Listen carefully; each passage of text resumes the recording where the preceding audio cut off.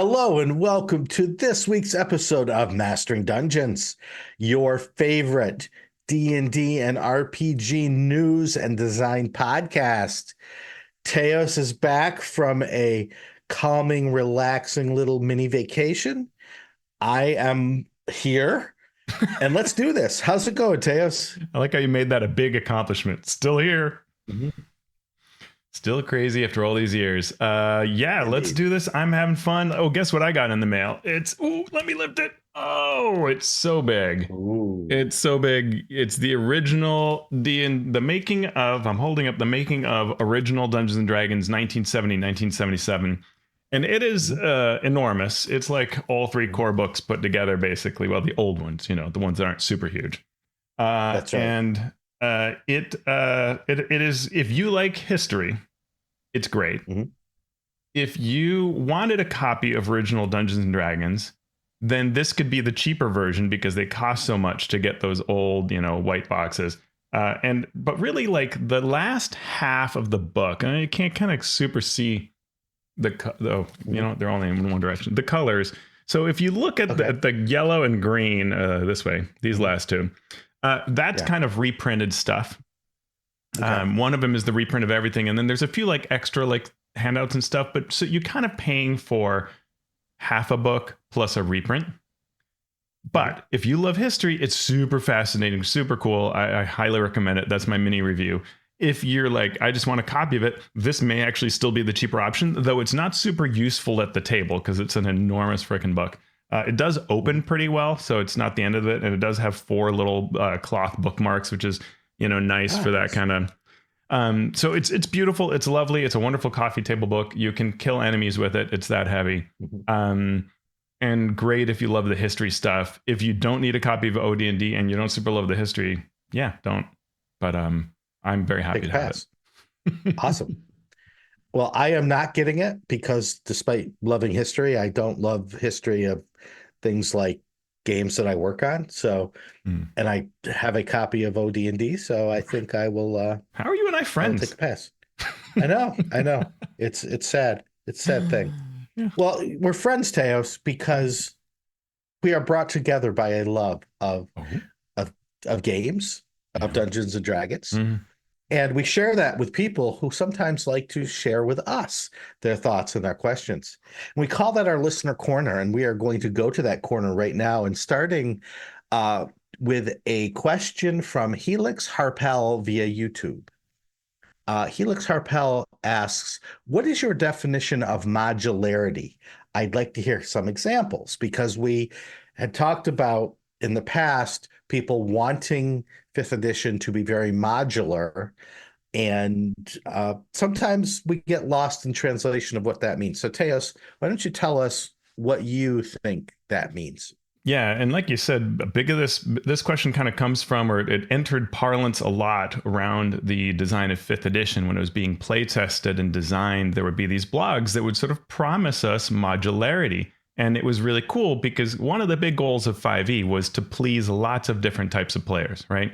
So the design team was like, what if you could start and you could play with the basics of the game, and it would feel like playing D&D Basic or even ODnD. And then you could easily add a few things and you'd feel like AD&D or 2e. And then if you added some more stuff like your subclasses and your feats, you would feel like 3e. And if you added some like tactical rules, you'd feel like 4e. And so Mike Merles talked about this, and other design team members talked about that. And it's a really cool goal. But 2 things happen. One is, as happens with every design team ever, you run out of runway, you run out of time, and you are trying to think of like, how do I make all this modularity work? So they just, they started going like, well, yeah, we can't quite do that. So they did a few things, right? Like feats were optional in 2014 5e as a way of allowing for that sort of modularity. And yeah, that's, what are you thinking, Shawn? Yeah, like Teos said, it's a great goal, but like all projects, no matter what you're working on, you do run out of runway and you have to start cutting things. The problem with modularity in terms of a game of D&D is that the game is so complex that in order to get true modularity where you can plug something in or take something out, or put two different pieces in, you need to really, really, really test it, design it carefully. And there was no way to do that in a year. There was no way to do that in 3 years. Yeah. Right. Yeah. This would have been something that needed play testing above and beyond anything that they've ever done. Yeah. Yeah. That's totally true. So, yeah. Because you can imagine, like, it now becomes, it's one thing to design the core that you say, like, okay, a class is this and its subclass does this and all this, but separating it out and letting you choose things means you haven't kind of baked in the balance. You're now like able to choose A or B option and C. And so the amount of playtesting actually becomes much, much higher to try to do it. It's not as simple as saying, oh, start with what we see kind of in Shadow Dark or what we see in Basic, and then, you know, have subclasses. It gets way more complicated than that and harder than that to make it feel balanced. Right. And you not only have to balance between the different options, the fighter and the rogue and the wizard, but you have to balance against the monsters that the game master will be bringing to the table. So you can have a system, right? So you can have a system where it feels like, okay, good. We're playing a very basic game. Everybody's cool. Everybody's good. And we're fighting against the dragon. Unless you're going to change the dragon, you can't just start adding things that allow players to take more actions or do more damage while having the monsters stay the same. Yeah. And so you have to think about that as well. 2014 did that by saying, like, hey, feats are just like having +1 to 2 ability scores, to which a lot of us said, not really, right? Like, I'll take my sharpshooter over those +2 ability scores anytime, especially once I've already spent a level choosing those ability scores for the main stat I care about. And then 2024 said, hold my beer. Now I'll give you +1 to 1 ability score and give you what used to be a feat. And at that point, you know, we're not even pretending they're optional anymore, right? And hey, take one at first level while you're at it, because we've just given up on the idea that these things are equated. We may say it somewhere in the rules, but we all know otherwise. Right. So modularity is a great, what you might be able to do modularly is bring in something that doesn't mess with the chassis of the game, but messes with things that right now are not super specific, like exploration rules. So when you go and look at third-party products that try to give you rules for exploration or for transformations or for crafting, those are modular pieces that are a little bit easier to fit in, but they're still tough to do. And no matter what the third-party product tells you how balanced it may be, if you use it long enough, you will see, okay, no, this adds a bit of complexity to and unbalances that balance between the player side and the monster side. Yeah, and there's a fine line between modularity and subsystems. You know, I think a lot of those things, explorations, I would call subsystems, because you're not necessarily swapping a out or in. You're just kind of choosing whether you want it. And so the modularity to me is really about that it's a big part of rules. You're swapping in for something else, and it reflects a certain style of play. But yeah, that's another way of looking at it. Exploration is probably the easiest thing, right? Because I think you can do that without upsetting balance most of the time, somewhat. It's a little easier. So you can add something like that without impacting it as much. We did that for AC Inc., right? Where we designed in the Acquisition Incorporated hardback, you can find that there are these roles you can take on, and they give you abilities, but those abilities are really around that sort of exploration, role-playing pillar, facilitating things you might want to do without being at all tied to combat. And we worked really hard on that to never cross into that combat category, so that it would never impact the balance in that way. And so they were seen as non-balance impacting features, right? That was the goal. Right. And that's the difference, basically, like Teos, I agree, between modularity and a subsystem. Modularity would be, we are going to input new things into the chassis of the game. We're going to give new subclasses that have powers that don't deal with this system, but they deal with this new system that we're bringing in instead. So you're taking away from one system to add a new system, and I would call that modularity. So very good question. We could talk about this for longer, but we do have other things to talk about, including a question from Honor in the Age via Patreon Discord. I hope I got that right. Age? Maybe. Oh, Honor in the Age. Okay, gotcha. And Honor spelled with a U, so we know they're classy. What advice would you give someone coordinating their first multi-table event?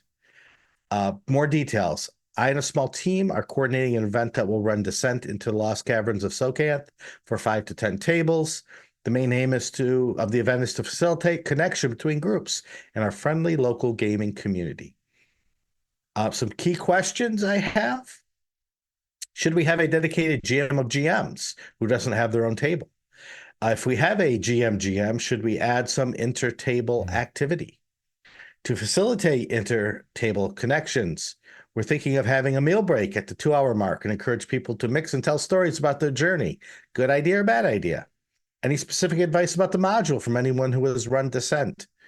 How much pre-coordination is a good idea for game masters, pre-meetings, running through the module? Just give it to them and trust them. Give some specific rulings ahead of time so everyone has the same rulings on key things. All excellent questions. Such good questions.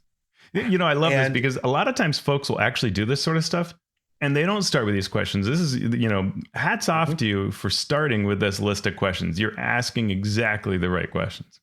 Right. And the amusing thing is I read this question. I thought, okay, I'm going to come back and answer it later. And in between the time I first read it and when I came back to answer it, someone said, hey, could I take an hour of your time? I want to ask you about epic events. And I was like, I wonder if this is the person. I don't think it is the same person. So I will be having a meeting tomorrow to talk about this exact thing with someone else. Yeah. So my first suggestion is go onto the DM's Guild and look for epic events. You can read those and farm ideas because every event, epic event like this, multi-table event is different. And each one will try new things or reuse certain tropes that work well and try them in different ways. I'm going to suggest looking at Confrontation at Candlekeep, which Teos and I worked on with Greg Belsland. I'm going to suggest looking at the Iron Tyrant. That is the first epic event for the Oracle of War campaign that Will Doyle, James Vitracasso, and I worked on. And then look at some of the epic adventures from Will Doyle for the Adventures League, if you can find them. They're not available on the DM's Guild, but sometimes they're out there. Some of the administrators of the Adventures League might have them. Will does a great job of using every cheap trick in the book to pull these off. So look at those. Now we're going to try to sum up some key points. What are you really trying to do? One, you're trying to create that sense of community and group participation to show that all the tables are in this together. You don't have to do a heck of a lot to achieve that other than stand up in front of the whole group, have people speak so everyone knows, set the tone to show that, hey, if I fail, this whole thing might fail. These other people are relying on me. Mm-hmm. Any other suggestions that you have, Teos? Yeah, I mean, I would pull back and, well, if this is your first time doing this, I would keep it as simple as you can because there will be enough going on that the best case would be for you to say, hey, this was super fun for everybody and it wasn't a ton of work. We all want to do this again, and I'll do a little more next time. That would be the smartest, sanest way to approach this. Those of us who've done this, we've seen situations where we made it too complicated. It's a lot of work for everybody and more confusing. So keep it as simple as you can with those main goals achieved so that everybody's happy. This is especially true if any of these folks participating don't already know you and aren't like at a high trust level with you for running events and so on, for the store, for whatever the location is. You know, the more that's the case, then you want to start simple with just a great time. Because if they just play D&D, they'll be having a great time. So how do you make that a little better, a little more interactive, and then you can build upon that in the future? Yeah.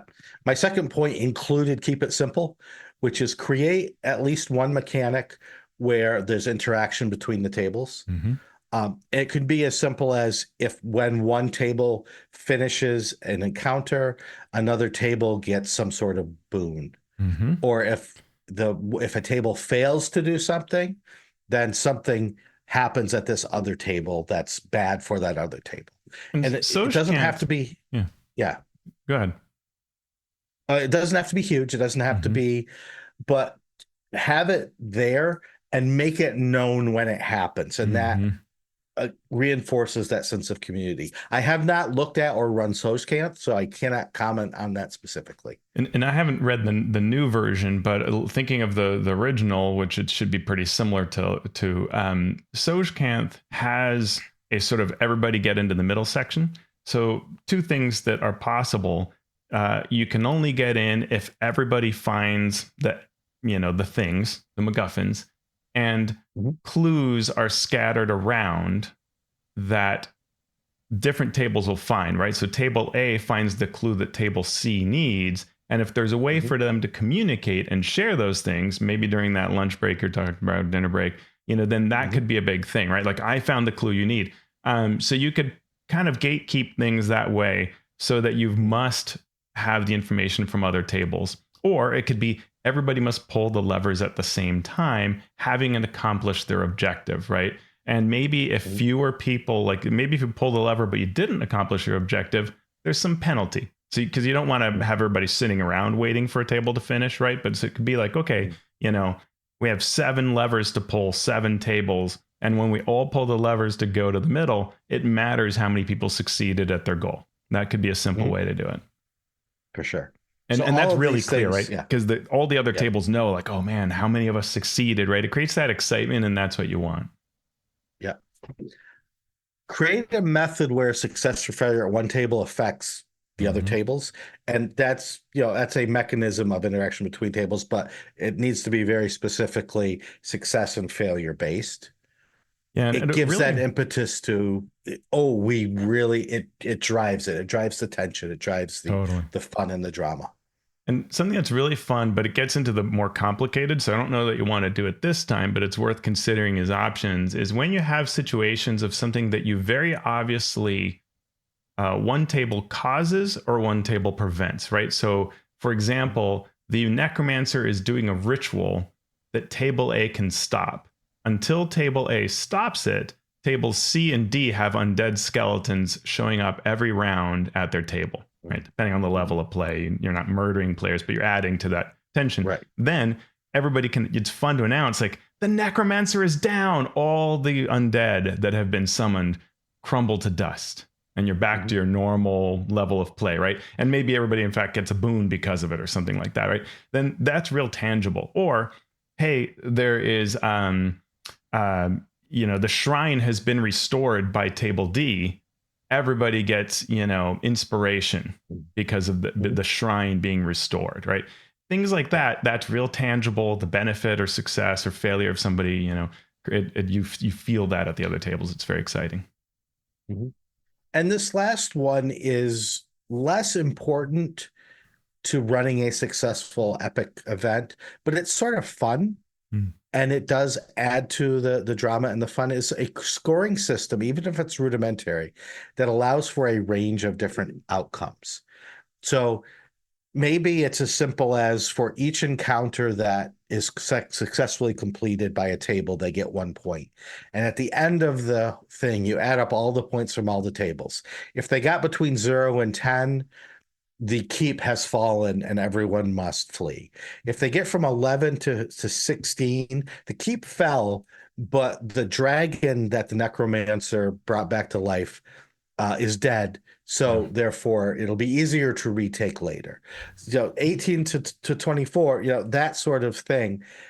And try to make it so it would be very, very, very difficult to get the highest, but not terribly difficult to at least reach the minimum of at least we can say one good thing happened. Right. Because then there is a question, and let the stakes be known ahead of time So you can feel like, okay, we successfully saved the keep from being overrun. However, the 3 commanders that we have died. Right. So it's going to be harder in the future to fight against the growing evil. Yeah, absolutely. Yeah, that's great stuff. And that gives you that sense of everybody knows it wasn't like preordained success or preordained failure. What you all did collectively mattered, right? It all added up. Mm-hmm. Yeah. So those are my 4 things: sense of community, mechanism for interaction between tables or something happening from table to table, a method of success or failure where one table's success affects another, and then a rudimentary scoring system. Yeah. There was that question, should we have a GM of GMs? And the answer is yes, if you both have the people and there is something for them to monitor, right? So a common thing with the admin table does at an event is they will collect scoring. They will give updates. They will do a little addressing of something that's happening. It could be sharing what an NPC is up to, or sharing battle information. And those can be very fun, but it's all optional. And it really depends on whether you see that role happening for the event, right? Like if the mechanisms are all very simple, it could be that just the DMs get together and they decide they quickly add up the results, and then we're back to it. And that's actually an important tip that I would say is anything that's that kind of scoring whatever should be dirt simple. Like, you know, your table did X or Y. That's a point. We're done. Don't get into big math. I've been there where I'm sitting there adding up scoring sheets. That's the worst. Don't do that. Make it really simple on-off switches of success failure that you don't have to run math. No calculators, no Excel spreadsheets. Just like, did half the tables do X? We're this. Did half the tables do that? 3 out of 4 things happened. Good. Done. Like, make it really easy and have that ahead of time. So it's not 20 minutes, because you don't want players sitting at the table 20 minutes while all the DMs add something up. That's the huge thing. Everything that you do, check on what if blank, how does that affect the players? What if they finish a section really, really early? How does that affect that table? What if they only get through 1 encounter where they're supposed to get through 3? What are the ramifications of that? Never leave a table sitting there. 10 minutes or something, at the end of a section is fine. Right. But you don't want, you don't want much more than that. So if they finish early, send another wave of skeletons against this group, and they get an extra point if they can defeat that.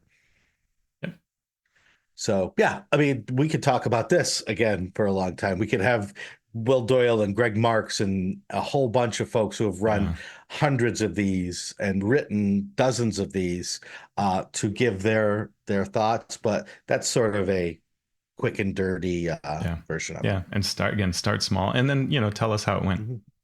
Exactly. So thank you for those questions. Now we're going to jump into news and commentary, starting with a little bit of happiness. I don't know if you saw this, Teos, but Deborah and Woll of True Blood and Daredevil fame went on to John Bernthal's podcast, Real Ones. And they were talking about acting and different things, but they got into a segment about Dungeons and Dragons, when at one point Deborah Woll said, the only thing I like more is D&D or something like that. And he's like, well, okay, let's talk about this. And so they took about 8 minutes and they started talking about what D&D is. And Deborah Ann said, all right, we're going to play. And John sort of went, well, and so she set up this scenario where he's walking through the woods with a bow and a sword and a dagger, and he hears a noise. And she says the famous line, "What do you do?" And so he immediately was like, "Oh," and he started playing. Right. He started playing. He started asking questions. Right.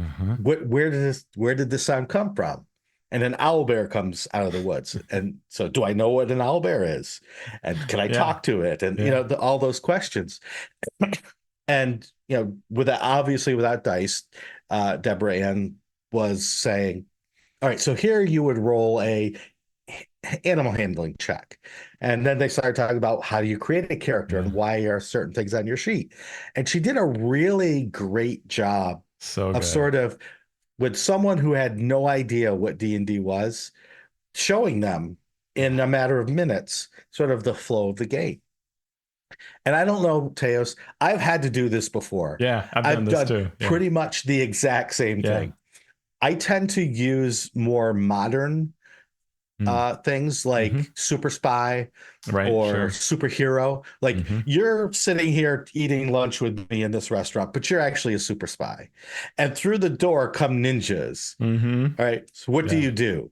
Right. And I take my fork and I'm like, okay, cool. Yeah, we're playing D&D. Right. That's all it is. Yeah. It's this kind of, I've done that too. What I liked about what Deborah on Woll did was this idea of like where she tells him, you've got to have all the equipment, right? You have all the gear. She didn't cover magic, but gave him, the bow and the blades and the daggers and and then he chooses the bow, right? So she starts thinking along the lines of you're probably like ranger, right? Dexterous, and she makes an assumption of you're probably good in the wilderness based on what you've told me so far, but we would know that if you had a character. So let's assume that you get an average result. You would succeed at this, but you don't know much about things like owlbear. So the answer is you probably, let's assume that you roll normally, you probably don't know, and you haven't encountered before. And those kinds of, the way she did that, right, of that understanding of the game during the scenario was very clever. And she obviously has such a love of this game. And I usually don't sit through celebrity interviews. Nothing against celebrities. I don't you hate them. Care. It's clear. Yeah. But it made me, seeing her do that made me want to watch some of the other parts of the interview. Yeah. And you can just see that she is such a D&D gamer nerd that like you could walk into a place and say, hey, let's play a game of D&D. And she would be the first one at the table, probably with dice ready. I mean, it was so fun and so interesting to watch. Yeah. And they also do a nice bit of talking about, folks often assume that famous person equals extrovert, super comfortable on top of the world everywhere. And what they both reveal, as most famous people seem to, is actually fairly introverted. When I'm somewhere, I'm trying to figure out what to do. And so it's actually great to have something like D&D where you can have something bonding everybody together and you can do these things and be focused while having a connection. But you're not just talking about your life, you're playing this game, and that works really well for me. Yep. You're interacting with a structure while you're interacting with someone else. Yeah, she told a funny story about being at some famous person's house and doing the dishes just to stay busy, right? And it just the opposite of what you expect of a Hollywood star, paradigm, right? Like it's just it was amazing. Great. So we have a link in the show notes. It's a longer podcast stream interview, but there's also a shortened version with just the talk of D&D in there, and that link is in our show notes. We go from the happy good news to a little bit of bad news. The alternative player's handbook cover is delayed for delivery outside of the US. So if you're outside of the US and looking for the alt cover, there have been printer delays. When will it be available? In UK and Europe on October 18th. In Australia, October 24th, and then New Zealand and Southeast Asia on October 31st. No change in North America. Still available September 3rd at your local friendly gaming stores early access, or then September 17th for everyone else. Yeah. If they get it to you earlier, they did kind of make a note of like, if the store receives it earlier, then September 17th or whenever they get it, they can provide you with it. So keep an eye out for that. Next, we're going to talk about a look at the tonal shift of 5th edition D&D. I only skimmed this, Teos, so I'm going to hand this over to you, but I'm more than happy to throw in my copper. Yeah, this was a lot of fun. It was shared on our Discord server, and we chatted about it a fair bit. It's a blog post entitled D&D 5th Edition, Death and Rebirth. And it has sort of a perplexing cover image written by Marcia B. And the article does a lot of things that are really brilliant, and I love those things. And then it draws conclusions that I didn't quite agree with. But I thought it's all really kind of a fun. I love reading things that I don't quite agree with, but are thought provoking, and this is definitely one of them. So what it says is that D&D fans sort of break down into 3 categories. From first edition, exploration and war gamers. Then you have fantasy novel emulators of second edition. So that was a really interesting way to do it. And if you think of these 2 groups, it's sort of like, you've got the ones that kind of want to go through the dungeon and see what's behind this door, and is the door stuck, and where's the secret door, and stab stuff and take the money, and that kind of play. And then that in second edition, there's this shift to sort of more like, I want to be like the fantasy novels that I read, and start taking on things like kits and so on. And yeah, that kind of makes sense. And then you have third and fourth editions tactical combat gamers, right? I thought that was a fun way to title it.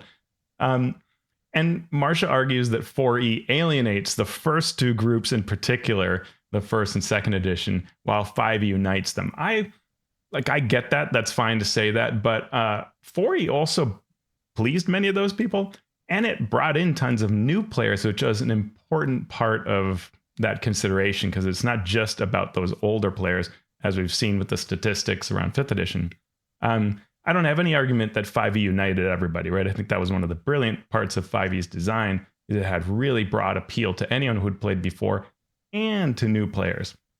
So the article then says, all right, for 5e, you've increasingly appealed to new players who want a whole new set of things. And this is really kind of interesting, that people who want emotional connection, empathy, deeper role play, and story-heavy experiences.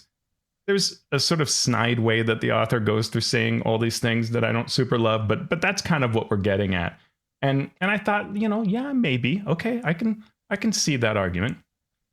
So now the article says that the final argument is 2024 is a deliberate tonal shift to please these new players with this emotional connection, empathy, and so on.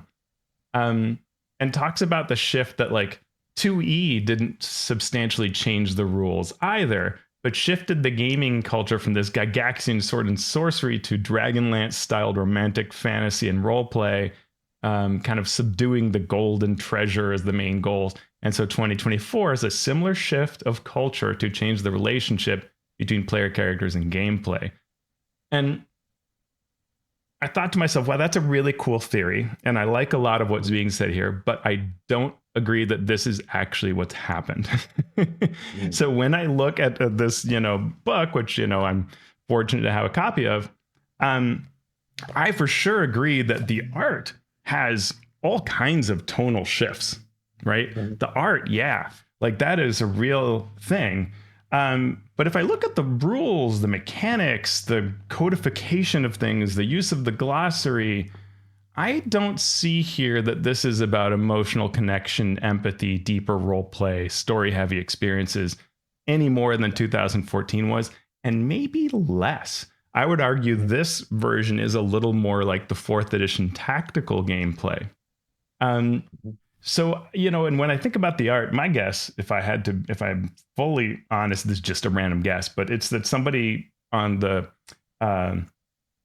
cultural sensitivity side doing the review looked at the art of older editions and said, this is really male art, right? It's all fighting dragons, and it's grim and shields and, dirt on your face. Maybe we brighten it up a bit and make it happier and more positive and more inclusive and more just fun. That may be really what you're seeing as a tonal shift in the art, but the rules don't reflect it because it isn't a tonal shift deliberately in the game itself. What do you think, Shawn? Well, it's definitely a tonal shift. The rules are a tonal shift, but not in the direction that this says. Yeah. The tonal shift in the rules are, we are going to codify it. We're going to go back to more wargamer and tactical combat gamer lingo and connections between this rule and that rule, and try to make things crystal clear about how things are supposed to work.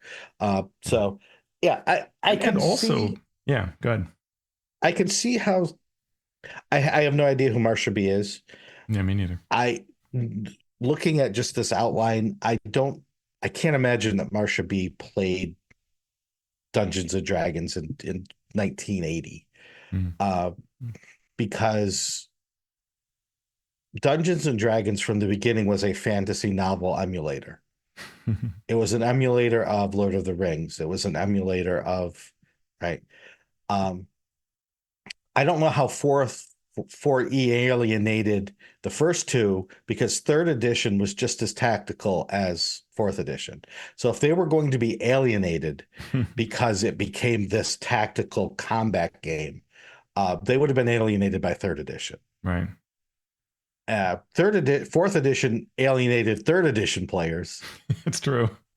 By taking the rules in a different direction. Yeah. But yeah, so I could understand in theory. I get it. I definitely think there have been tonal shifts. Like you said, Teos, the art is a great example of a tonal shift. The rules bugger the tonal shift of the art.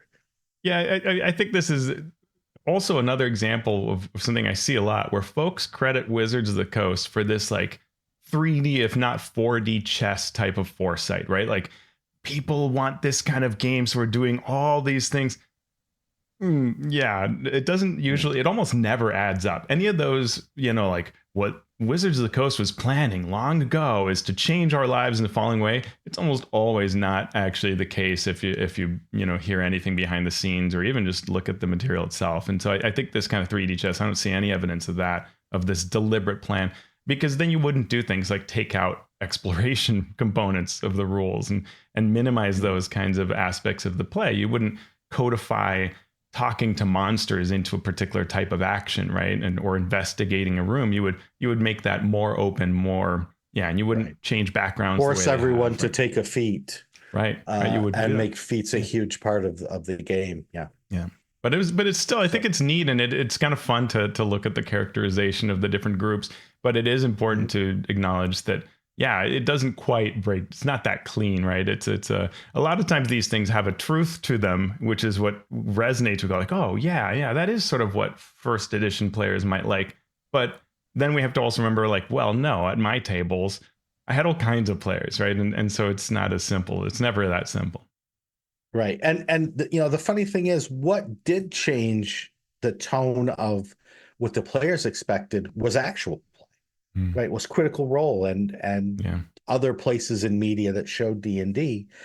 And you can't give Wizards credit for capturing that, because that happened after 5th edition really came out. Well, and indie games before that too, right? I mean, that's a thing where you can credit. You can see games like 13th Age, right, being super meaty and saying right there in the print, and we're tying into what we love about indie games. And that's certainly true of some of what 5th edition tried to do, but it didn't always work, right? Like Inspiration is an example of trying to tie into the indie game type of, hey, you've got some currency to trade back and forth to maybe help with success or failure because you did a cool role-playing thing. But so great. Exactly. That 3D chess broke down. So there's a link in the show notes to the blog article. Interesting read. Fun read. Whether you agree or don't. Oh boy, we got more business stuff to talk about. The Motley Fool, if you are familiar with that. If you're not, it is sort of an investment business analytics site. Talked about the expectation for the new books and what they will do for Hasbro's bottom line. Teos, I will let you take this as well.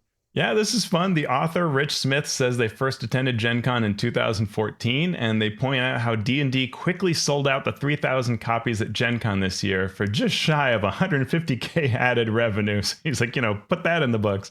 But then he points out the troubles Hasbro has had with its toy division. And I thought this hearing it kind of pulled together, it's like, ooh, that hurts. Revenues shrinking for 3 straight years in the toy division, losing a staggering $1.5 billion just last year. Though part of that is the sale of E1. Consumer products division is 26% smaller than it was 5 years ago. And we can contrast that to Wizards of the Coast has doubled over the last 5 years in revenue. At 1.5 billion in annual revenue last year, the D&D, and I would add Magic the Gathering, really important.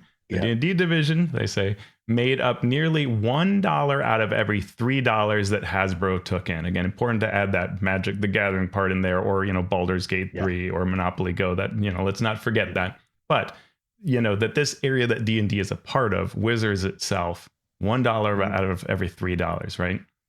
When the Hasbro was defined by these sorts of board games and so on. Smith calls D&D the growth engine of Hasbro. Again, a little overdone. But because of all this, one could think that investors should think that a new D&D edition is going to drive growth. And the article says not so fast. 2024 is, first of all, not strictly necessary the way 2014's 5e was necessary to play. And then he points out that in 2015, 5e was released as a new edition, so it was really needed. You needed it to play that new game. And total game revenue for Hasbro fell 4% in 2014 compared to 2013. 1 year later, in 2015, game revenue grew only 1%. And it wasn't until 2 years after 5e's release, 2016, that games revenue was significant. And Wizards attributed that year the growth to Magic the Gathering. So the 5e new rules coming out did not result in a whole bunch of revenue back then.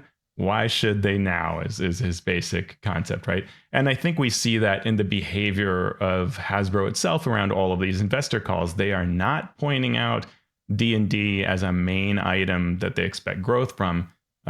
They might talk about it in the earnings calls, answering questions segment, with some hope for it, but it's not, the major line item that some other things are. Yeah. And the question we need to ask is, normally we see the publishing cycle of you put out an edition. I've got my fingers going in different directions. Yep. Sales are way up here and then they go down from there. For 5th edition, 2014, sales started here and we expected it to go down, but sales of the core books went up. Yeah. And up and up and continued to go up for almost 10 years. So the question now is going to be, one, will those people that no one expected to buy D&D but did buy these new books? Mm-hmm. The second question is, whether they do or not, are we going to see a return to that? Sales are most at the beginning of the edition's life, and then they go down, or will it buck the trend and go up again? It'll be interesting to see. Super interesting. And my understanding of 3rd edition, when 3.5 was released, is that 0.5 was, from a business perspective, released because they wanted to push revenue back up. That line was coming down, and they're like, well, let's make it go back up. And it did when they released 3.5. And then it returned to essentially where the curve would have been before. So it was a momentary blip. Yeah, great to get some revenue, but it didn't change the character of the line, right? And so whatever line D&D is on, we've made some guesses on my blog as to where, with help from various folks. Does 2024 truly change you that line, or is it just a momentary pop and then back down to it? And we'll have to see. All right. D&D will be at PAX West again this year. The D&D event schedule for PAX is posted on D&D Beyond, and it has a few fun surprises. Teos, will you be there as you normally are? Yeah. I'm going to be one of the folks heading up the events, helping all the DMs run great games. And we've got, again, year after year, some awesome events, including a D&D 50th anniversary play series that I, for a while, thought this was the same thing as Gamehole Con. I can now say it's different than Gamehole Cons. I now finally know enough. That's how secret they keep everything. So this is Uni and the Hunt for the Lost Horn. Uni the Unicorn's Horn, and Uni is a character from it's the unicorn, little baby unicorn from the 80s cartoon series. Uni's horn has been magically stolen, and it's up to you to find it. Who could be behind this nefarious deed? Go on an adventure featuring beloved characters from the classic D&D cartoon series while using the 2024 Player's Handbook rules. Level 4 characters are provided along with rules references for the 2024 core rule set. Very cool. Nice. There'll also be a learn to play as there normally is. They have quick demo versions that are, I think, like 20 or 30 minutes, as well as a 2-hour learn to play version. Normal D&D Adventures League content will be there. And if you're an Acquisitions Incorporated fan, you can see them again live Saturday evening at 8 p.m. Pacific in the main theater. Yeah. Very cool. Convention is August 30th through Monday, September 2nd in Seattle, Washington. So it's right around the corner. We're 10 days away. And the games are in Tabletop Play Event Hall, which is in the Summit Building on level 0. Creator Corner this week, we first look at Lazy Wolf Studio, who is releasing the very first Tales of the Valiant third-party product. This is the Player's Guide to Norrøngard, Tales of the Valiant edition. It is a 52-page book. You can get it in PDF or hardcover, full of player-facing lore about the land of Norrøngard, as well as everything you need to build a character fitting seamlessly into this land of the far north. Yeah, pretty cool. I think it's soft cover, but yeah, there is a print version. Yeah. Oh, sorry. Did I say hardcover? Yep. Okay. PDF and soft cover. I'm looking soft cover and hardcover comes into my brain. What's in the book? 4 new lineages, 5 new heritages, 9 new subclasses, 4 new backgrounds, and 3 new talents. For $10, you can get the PDF, and then the print version is also available with a link in our show notes. And what else do we have in our Creator Corner, Teos? We have a 5e one-shot horror adventure from Jeff Stevens, Horror Devil's Run. He has actually released this before. This is the Kickstarter he is launching for the Foundry VTT. So if you love Foundry VTT, hey, that's great. But also, if you missed it before, it's good enough for Jeff to kind of extend into other virtual tabletop platforms, and this helps him fund it. So if you want a cool horror adventure, it's a great way to do it. It's 2 to 4 hour adventure for 4th to 6th level PCs. The premise is a yearly pumpkin festival at a small farming village. And what could go wrong? Well, a deal with a dark force that creates problems the PCs definitely need to resolve. You have until September 6th. Yeah. Sorry. That's right. So this Kickstarter link is in our show notes. It's Horror at Devil's Run.